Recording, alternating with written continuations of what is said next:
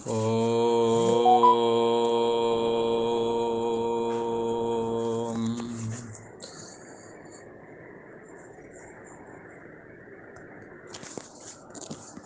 ओम।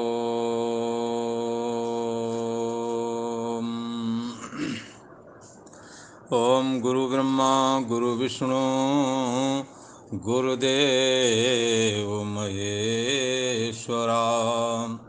गुरु साक्षात् परम ब्रह्म तस्मै श्री गुरुवे नमः। ओम योगेश्वर श्री कृष्ण भगवान की जय। ऐं सरस्वत्यै नमः।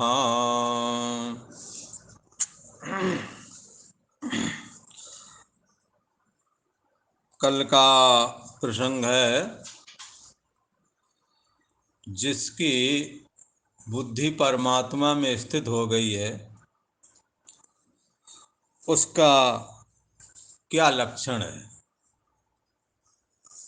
तो अर्जुन जो है भगवान श्री कृष्ण के प्रति प्रश्न करते हैं और अर्जुन 4 प्रश्न करते हैं। तो एक बार श्लोक को फिर उच्चारण करते हैं, आप लोग मिला लेना।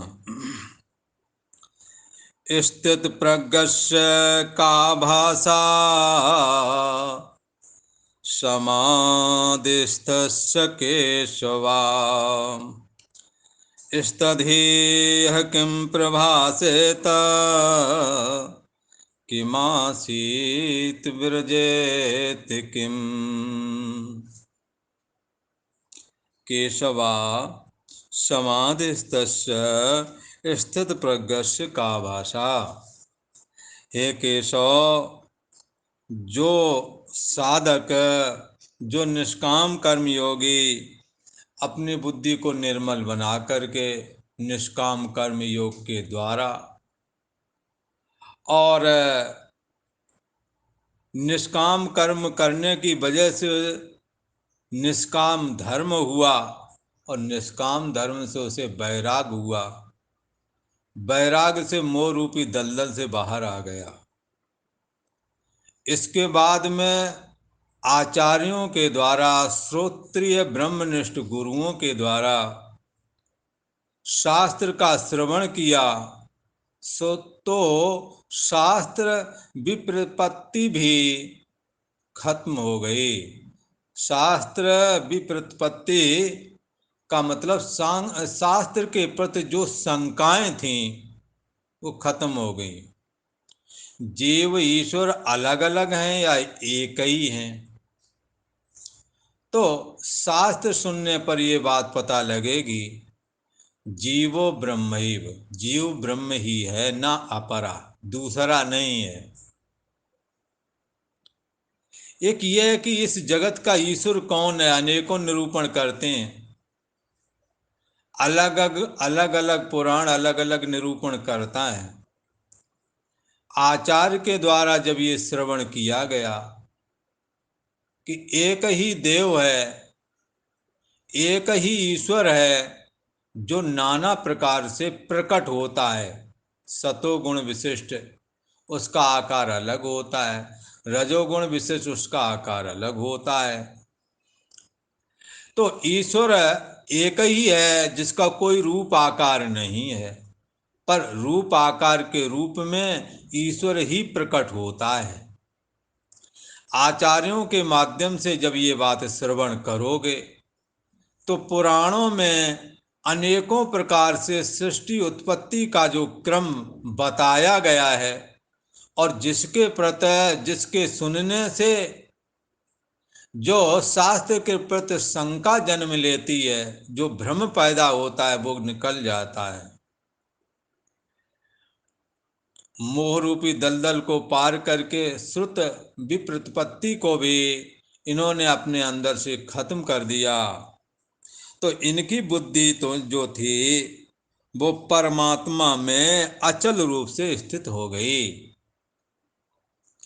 परमात्मा में ये जो बुद्धि थी इन्हों की अचल स्थित हो गई, क्योंकि स्थिर न होने के पीछे यही एक कारण था। पहले पहले से साधना यज्ञ दान तप कर ही चुके हैं।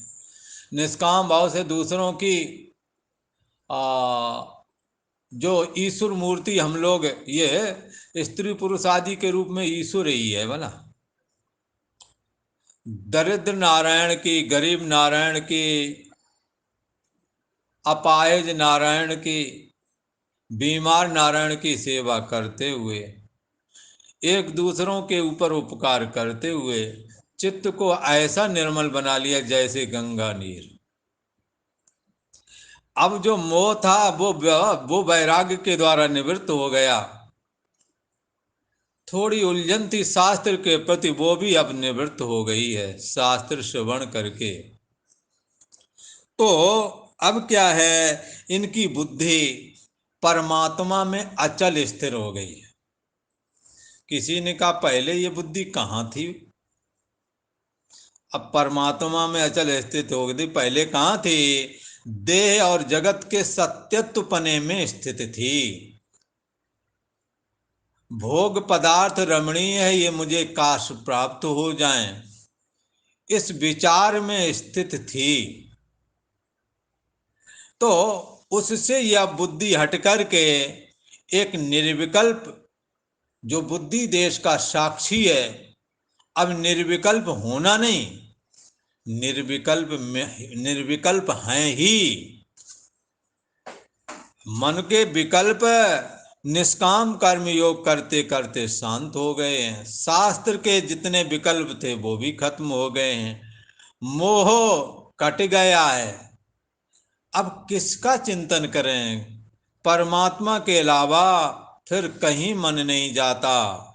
इसलिए मेरा मन अनंत कहाँ सुख पावे, जैसे उड़ जहाज का पंछी फिर जहाज पे आवे। ऐसे साधक जो जन्मांतर से साधना करते आए हैं निष्काम कर्म योग की, यज्ञ दान तप व्रत उपवास करते आए हैं, इस जन्म में और मेहनत की, निष्काम स्वधर्म का अपना पालन किया, अनेकों प्रकार से ईश्वर नाम स्मरण आदि लीला कथाओं का श्रवण करता हुआ बाद में अतातो ब्रह्म जिज्ञासा, बाद में परमात्मा को जानने की इच्छा प्रकट हुई।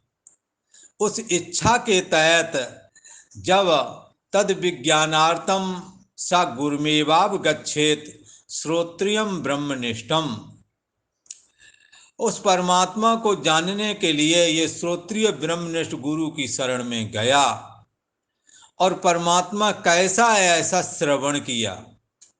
श्रवण करके मनन किया और मनन करके निधिध्यासन किया।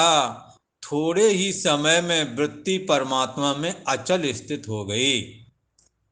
अब ये अष्टांग योग की तरह मन को निर्विकल्प बनाया नहीं है। मतलब क्या किया है महाराज फिर से? अरे भाई, मन को बार बार मिथ्यात्व दिखाया है। अब मन विषयों से हटाता नहीं है, अब मन खुद विषयों से भागे। जानो तबे कि अब हम जागे। मन खुद विषयों से भागता हो तब समझना चाहिए कि अब हम जाग रहे हैं, ऐसा कहा। इन्होंने जन्मांतर से साधना करते हुए इस जन्म में आकर के आसक्ति और फल की इच्छा से रहित होकर के कर्तव्य कर्मों को करते हुए इतने परिपक्व हो गए हैं कि अब तो एक बार के श्रवण मात्र से बुद्धि निर्विकल्प हो गई। संसार के प्रति आकर्षण पहले से न था। शास्त्र का वचन सुना, ये जगत स्वप्नवत है ही नहीं। जिसके लिए तुम चाह रखते हो ये मृग मारीचिका की तरह दिखता है, ऐसा कहा। जैसे मृग को रेगिस्तान में जल दिखाई पड़ता है और पीने की इच्छा रखता हुआ उसे जाता है पीने के लिए, पर वहां जाता रेत दिखता थोड़ा आगे दिखता है। ये छाया ना, सूर्य की किरणों में जलाभास दिखता है।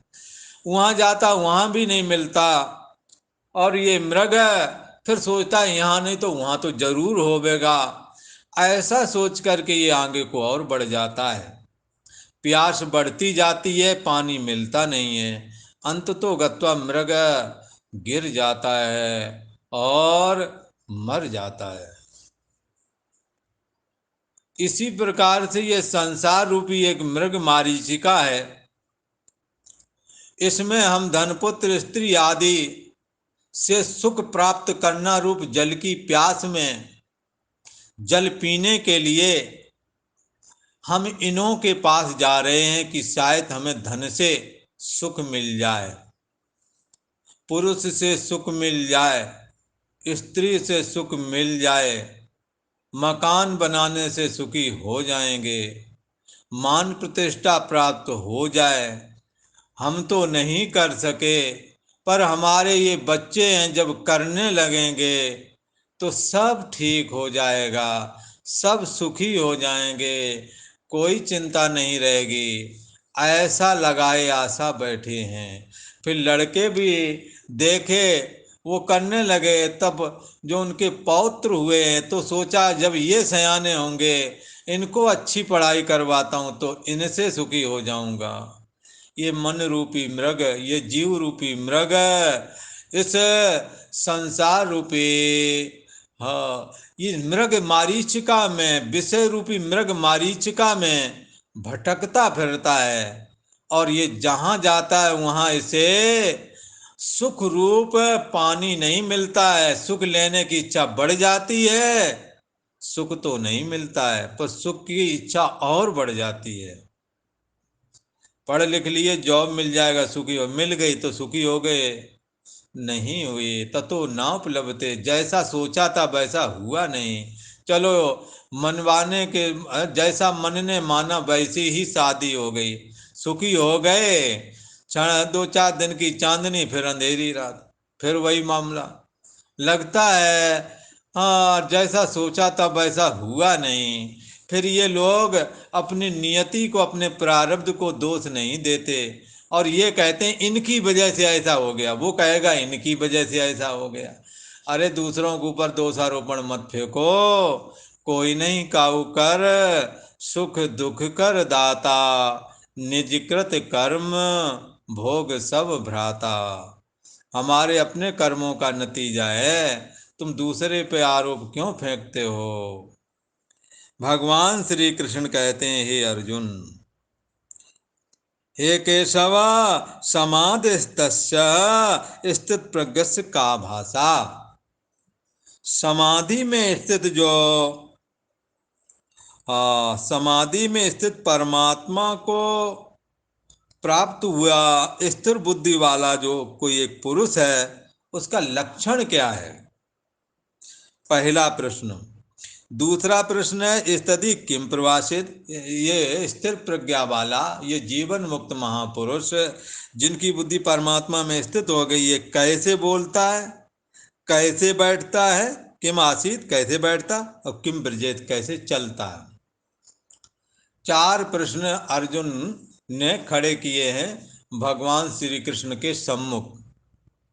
कहने लगे महाराज इनका समाधान करो। आप कहते हो परमात्मा में जिसकी बुद्धि स्थित हो गई है, जो किसकी बुद्धि स्थित हो जाती है, तो कहते हैं जो कर्म योग के द्वारा जिसने अपनी बुद्धि को निर्मल बना दिया और निष्काम धर्म की वजह से उसे वैराग हुआ, वैराग से मोह रूपी दलदल निकल गया, और इसके बाद शास्त्र रूपी जो दलदल था वो भी निकल गया, बुद्धि, उसकी बुद्धि परमात्मा में स्थित हो गई। अब ऐसे परमात्मा में स्थित बुद्धि है जिसकी, वो मनुष्य, उसका लक्षण क्या है, कैसा लक्षण करें उसका। अच्छा, और वो कैसे बोलता है, कैसे बैठता है और कैसे चलता है, ये 4 चीजें पूछी। अब आपको बताऊं कि ये 4 चीजें जो बताएंगे ये बाह्य लक्षण ही है, अंतर में क्या हो रहा है हमें नहीं पता। बढ़िया सा चंदन लगा लें, अच्छे साफ सुथरे कपड़े पहन लें, जो साधु नहीं है, जिनके चेहरा मोरा ठीक है ना, उनकी चांद घोट देते हैं, बढ़िया सा चंदन बंदन लगा देते हैं। और हमारे ये साधु जो घर गृहस्थी का त्याग करें, शादी विवाह भी नहीं करें बेचारे, और इनके सामने उसको बना ठना गिलाते हैं, उनसे लाख गुना अच्छा लगेगा वो। ठीक है ना, बनने वाला। तो जो सही है उनका लक्षण, उससे ज्यादा लक्षण लोग जो नहीं है, जो है ही नहीं साधु, उसमें घट रहे देखने वालों के लिए, क्योंकि देखने में वही ठीक लग रहा है। कैसे पता करोगे? साधु को बताएंगे कि भाई वो लाल कपड़ा पहनता है, तो हमारे तो लाल कपड़ा हो सकता है ऊपर नीचे कुछ अंतर पड़ जाए, पर वो एक ड्रेस पहन के आएगा, कहेंगे ये ठीक है। इसलिए पहचानना जरा कठिन है, फिर भी लक्षण करता हूं कि परमात्मा को प्राप्त हुआ जो कोई साधक है, जो कोई पुरुष है, उसके लक्षण क्या हो सकते हैं। कुछ करते हैं, कुछ विचारते हैं।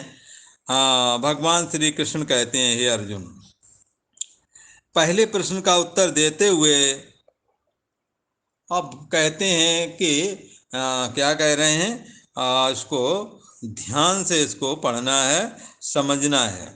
श्री भगवान उवाच प्रजाहाति यदा कामान् सर्वान् पार्थ मनोगतान्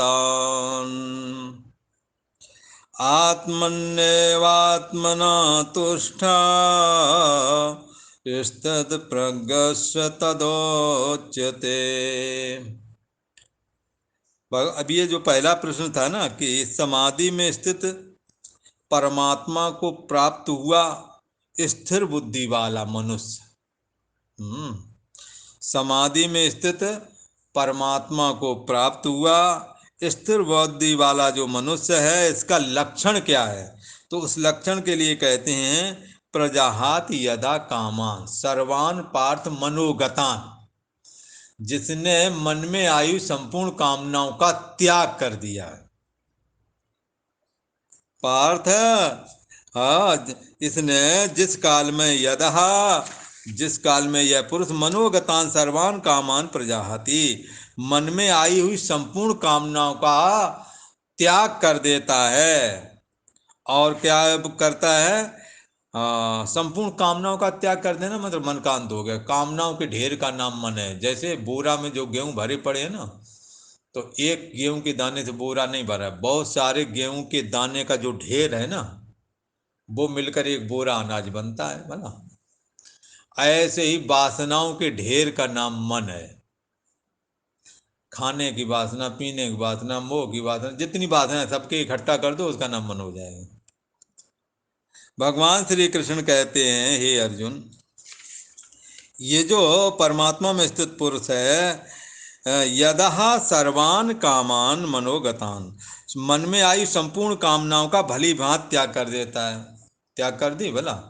बहुत कहते सुने हमारे अंदर कोई कामना नहीं, हमें कोई मतलब नहीं घर गृहस्थी, तो एक क्षण नहीं रह सकते घर गृहस्थी को अगर, बोला कहते ये मिलेंगे, हमें तो कोई कामना नहीं।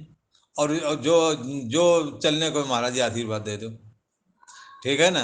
अरे तो वो कह रहे थे कोई कामना नहीं। अरे ये कोई कामना थोड़ी है, हम अपने लिए तो कुछ मांग नहीं रहे। अब मांग रहे अपने परिवार वालों के लिए, अपने लड़कों बच्चों के लिए, अपने लिए नहीं मांग रहे। ऐसे चाल खेलते हैं, नहीं है समझ में नहीं आता। पूरे ईमानदार हो जाओ, आज अभी इसी वक्त परमात्मा में स्थित है, पर हम ईमानदारी से स्थित नहीं होना चाहते। हे पार्थ, यदहा मनोगतान, मन में आई हुई संपूर्ण कामनाओं का ये मनुष्य भली भांति त्याग कर देता अच्छी तरह से, क्योंकि कामना अपने अंदर उठने नहीं देता है। और क्या करता है? आत्मनः आत्मनि एव तुष्टा, अपने आप से अपने आप में संतुष्ट रहता है। अपनी संतुष्टि के लिए किसी के ऊपर आश्रित नहीं है कि नहीं वो आ जाए तब सुखी हो जाएंगे। वो अपने आप से अपने आप में स्थित है। अपने आप से आ, हाँ, आत्मना आत्मनि, आत्मा से आत्मा में, भला। अब ये कहें कि आत्मा से आत्मा में ही संतुष्ट रहता है, आत्मा से आत्मा में ही संतुष्ट रहता है। अच्छा, तो ये तो दो तरह की बात समझ में आ रही है। आत्मा से आत्मा में, अपने आप से अपने आप में, वही वाली हो गई बात। अपने आप से अपने आप में ही संतुष्ट रहता है। अच्छा, तो यहाँ दो अपने आप है बोला, तो एक में अपने आत्मा से, फिर आत्मा में दो चीजें हो गई ना, अभी दो हो गई हैं, तो इसमें असली वाली आत्मा कौन मान लें? अब आत्मा से आत्मा में ही संतुष्ट रहता है, कोई एक और होगी ना तो उसके द्वारा ये आत्मा संतुष्ट होती होगी, कुछ ऐसा मानना पड़ेगा। तो कहते हैं आत्मा से आत्मा में ही संतुष्ट रहता था। अच्छा, जैसे एक एक दृष्टांत उठाते, जैसे दीवार में, गांव में पहले शीशा दीवार में लगा देते थे बोला, ऐसे टांग देते थे, कहीं और कहीं मिट्टी लगा देते थे, थोप देते, कच्चे मकान होते थे, और जिसको शीशा देखना वहां दौड़ के अपना मुंह देखा है, बस चल भाई। हाँ, तो एक अपना आप, अपना मुंह है बोला, और एक शीशा वाला अपना मुंह है, तो दो अपने यहाँ मुंह हो गए कि नहीं हो गए? हाँ, तो अब अपना वाला मुंह अगर देखना अपना, तो अपने आप से, ठीक है ना, अपना आत्मा से आत्मा में एक आत्मा ये हो गया, दूसरा आत्मा सीधा वाला हो गया। आत्मा से आत्मा में ही संतुष्ट रहता है, अपने आप से अपने आप में संतुष्ट। कैसे संतुष्ट है? तो ऐसे संतुष्ट है, देख रहा है कांच वाला शीशा और संतुष्ट हो रहा है इसमें, वहां पर कालिक लगी है, यहाँ देख रहा, वहां सुधार रहा है यहाँ, ठीक है ना? तो अपने आप से अपने आप में संतुष्ट हो रहा कि नहीं हो रहा है? इसी को यहाँ कहते हैं, जिसने अपने मन में आई हुई संपूर्ण कामनाओं का भली भांति त्याग कर दिया है, और अपने आप से अपने आप में, एक अपना आप है मन, मन रूपी दर्पण, तेरा मन दर्पण हो जावे, तो ये मन रूपी दर्पण जो भीतर है ना, ये एक अपना आप है, इसके होते ही हम और ये जगत ये सब महसूस कर रहे हैं, ये भी तो अपना आप है। और इसके खोने पर भी, जब ये खो जाता है, जब ये सो जाता है, तो इसके सोने को और पुनर्जागरण को कौन जान जाता है? वो भी एक अपना आप है, वो इसको भी जानता है। तो अपने आप से अपने आप को, आत्मा से आत्मा में ही जो संतुष्ट है, तो साक्षी आत्मा स्वतः स्वतः सिद्ध सत्ता मात्र है, और इसमें अहम का होना ना होना, मन का, मन बुद्धि और अहम, इनका होना ना होना हमारे द्वारा जाना जाता है। तो आत्मा से, साक्षी आत्मा से आत्मा में, अर्थात आभासित चेतना पर छिन्न व्यक्तित्वपना, जिसको जीव कहते हैं, उसी को दूसरी भाषा में मन भी बोलते हैं। आत्मा से आत्मा में, अब बताए ना वही वाला दृष्टांत, देख तो रहे हैं हम मन इंद्रिय को, पर जान रहे कि मैं हूं, इनका ना होना। जैसे बाहर अगर रूप दिखता है तो क्या सबूत हमें मिल गया? हमारी आंखें हैं तभी तो देख रहे, है ना? इसी प्रकार से जब मन बुद्धि को हम जान रहे तो क्या सबूत है? कोई न कोई जानने वाली शक्ति इससे भी परे है। वो कैसी है? सत्तात्मक है। तो उसी को यहाँ कहते हैं, आत्मा से आत्मा में, अपने आप से अपने आप को मन के माध्यम से, एक मैं हमारी मन है, जिसके जागने से जीवन लगता है, जिसके सोने से कुछ ना जाना लगता है, कुछ भी नहीं जाना।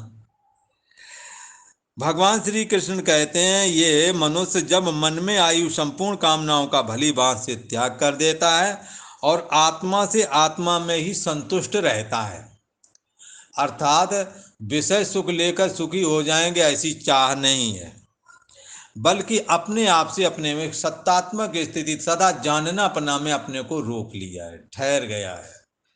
मन में आई हुई संपूर्ण जो चेष्टा है उसको वो जान रहा है और जानता ही रहता है, इससे आगे नहीं वो बढ़ता।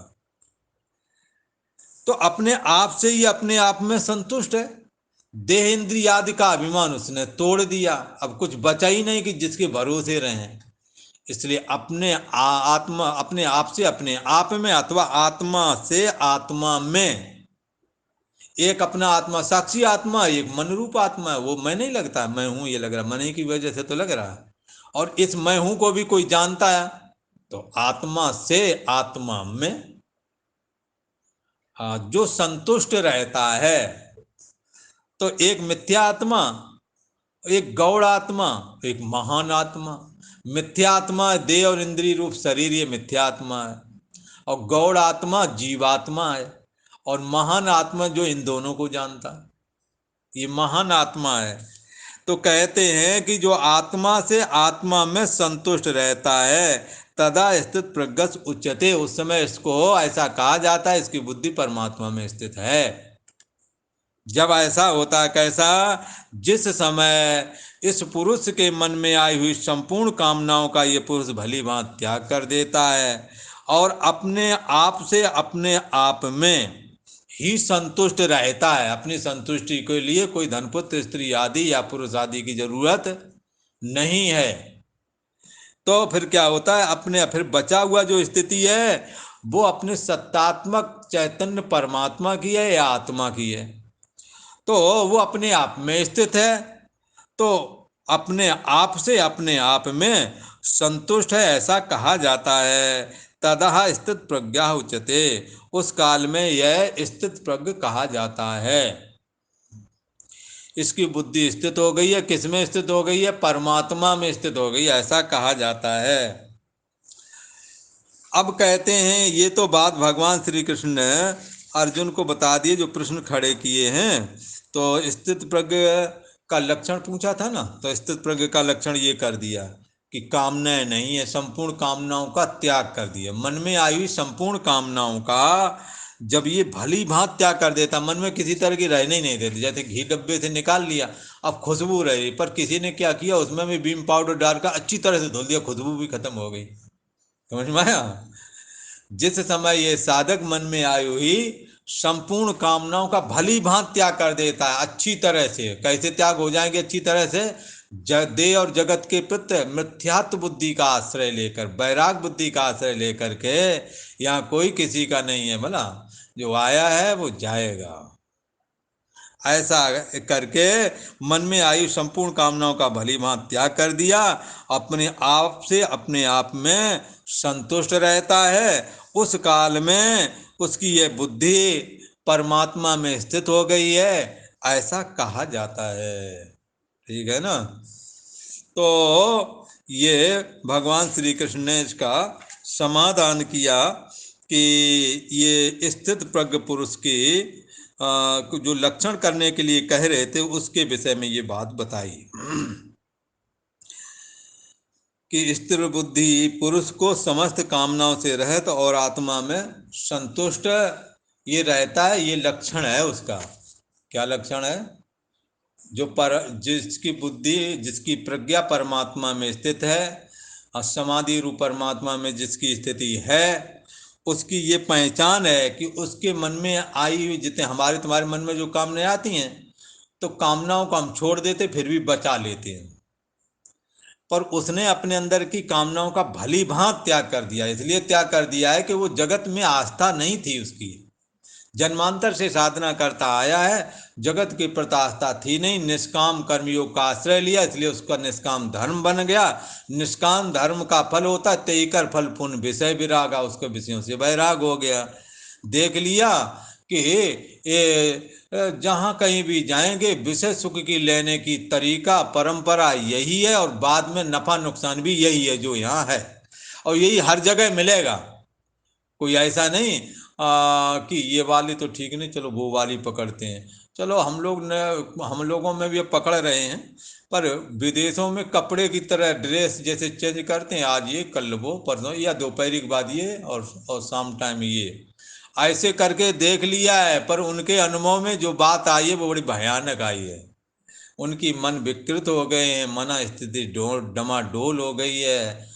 जो रिश्ते और संबंध से उनको नकार दिया है, दूसरे नए बना ना पाए, कोई उन्हें आश्रय नहीं दिखता है, और वो डिप्रेशन में होकर के मरे जा रहे हैं। हाँ, इसलिए उन्होंने सारे संबंधों को नकार करके एक स्त्री पुरुष का संबंध स्वीकारा, बाकी सबको ही नकार डाला। आप समझ सकते हैं उनको दुनिया में कौन आश्रय देगा? आश्रय देने वाले माता पिता, भाई बंधु, चाचा ताया, इनकी बहनें, तुमने सबको नकार दिया। अब तुम्हें कौन आश्रय देगा? हर वक्त पत्नी नहीं होती, हर वक्त तो कभी माँ के हाथ की आवश्यकता होती है, कभी पिता का हौसला चाहिए, तो कभी भाई का बल चाहिए। ठीक है, कभी कुछ और चाहिए। ये चीजें तुम उन्हें नकार दी। आप समझ सकते हो आप किसके आश्रय में रहोगे। जीव का ये स्वभाव है, किसी के अपने बल पर तो रहता है, पर कोई आश्रय चाहिए बल पर रहने के लिए।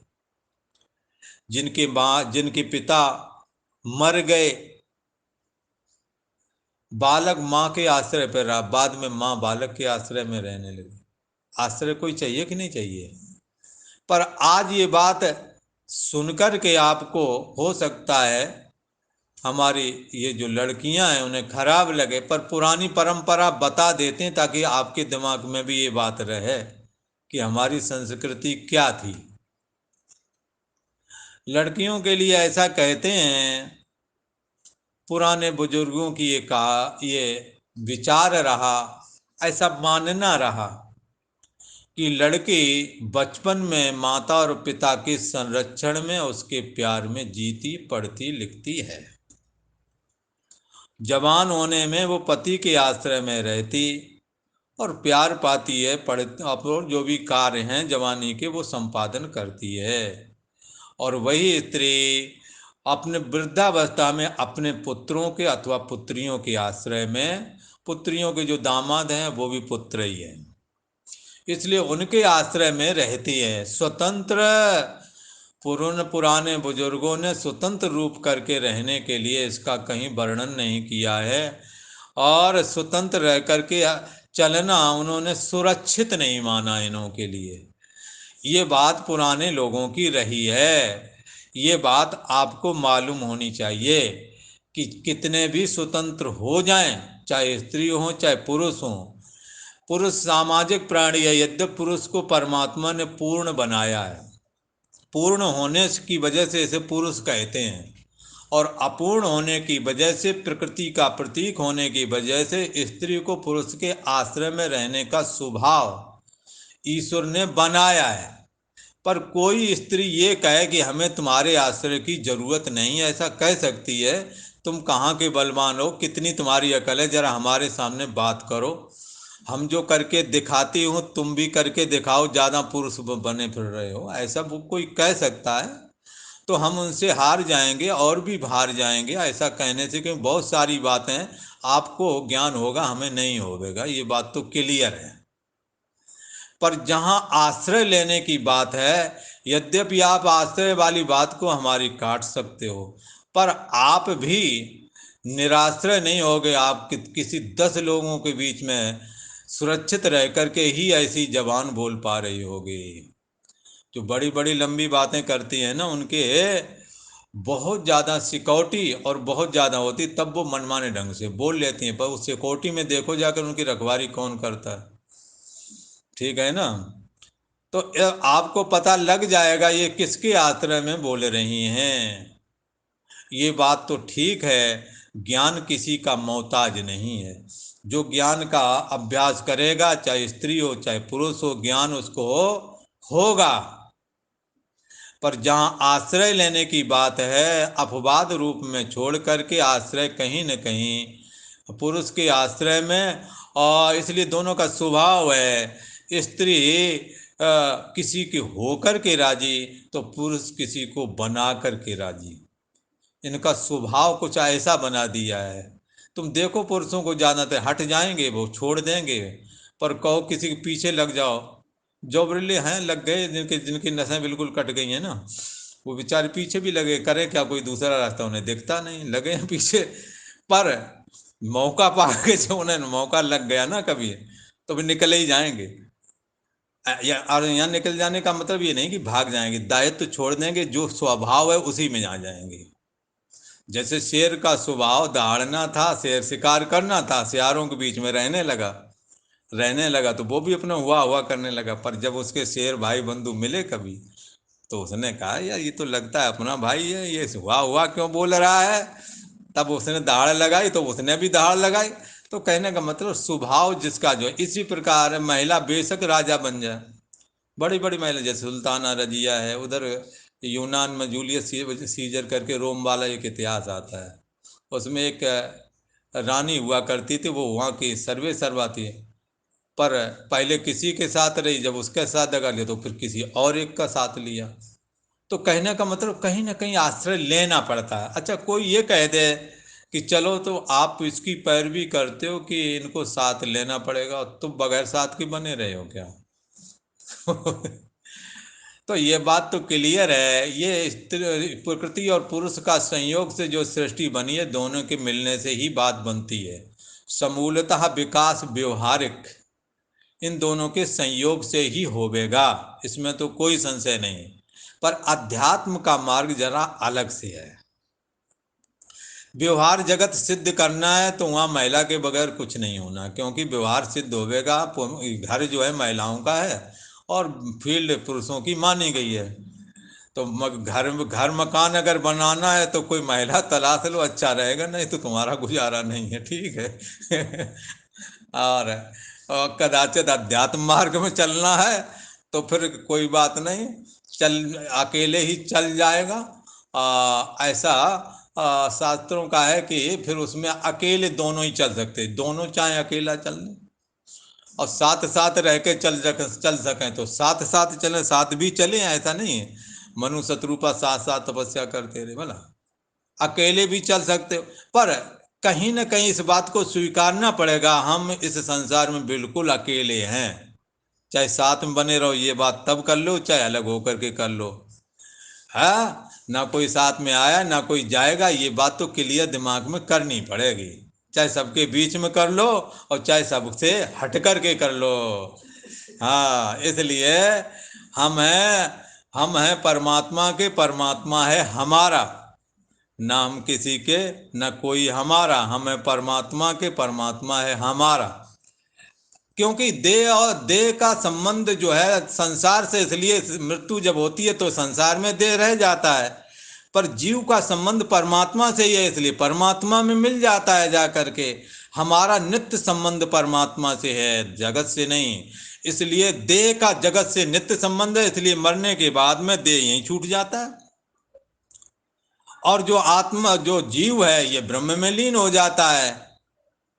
इस करके भगवान श्री कृष्ण कहते हैं, ये जो स्थित प्रज्ञ, जिसकी बुद्धि परमात्मा में स्थिर हो गई है, वो स्थिर बुद्धि वाला जो ये पुरुष है, इसके अंदर आई हुई कामना समूलता खत्म हो जाती हैं। घी निकाल लिया, घी की खुशबू रहेगी, पर इसके डिब्बे में खुशबू भी नहीं रह जाती, उसको भी धुल डालता है। तो इसने कामनाओं का निष्काम कर्म किया, निष्काम कर्म के द्वारा कामनाओं को खत्म किया। फिर इसके बाद जब ज्ञान हुआ तो पता लगा कि कर्म तो हमारे में है ही नहीं, कर्म तो अहंकार मन बुद्धि देह और इंद्रियों में थे, हमारे में नहीं थे। इसलिए प्रजाहात यदा कामान सर्वान पार्थ मनोगतान, जिस समय ये मन में आयु संपूर्ण कामनाओं का त्याग कर देता है और अपने आप से अपने आप में संतुष्ट रहता है, उस समय ये स्थित प्रज्ञ है, परमात्मा में स्थित है, ऐसा समझना चाहिए। ऐसा कहा जाता है। ओम शांति शांति शांति।